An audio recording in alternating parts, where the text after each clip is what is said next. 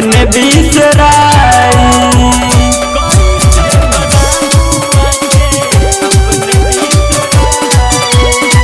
सोच सोच दहिया हमर गईले दुबराई।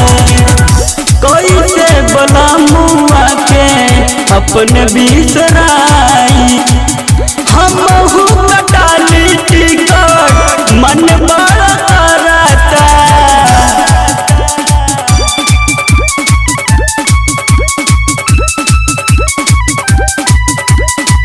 हम कटाली टिकट मन बड़ा करता।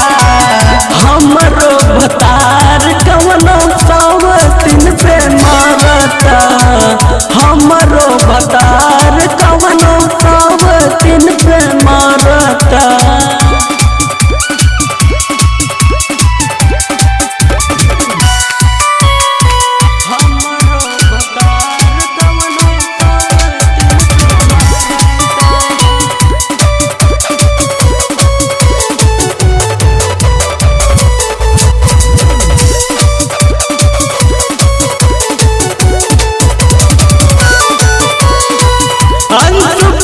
कहे कैला तू दगाबाजी।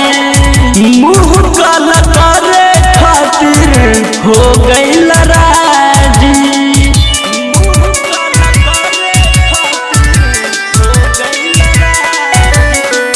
अंशु प्रिया कहे कैला तू दगाबाजी।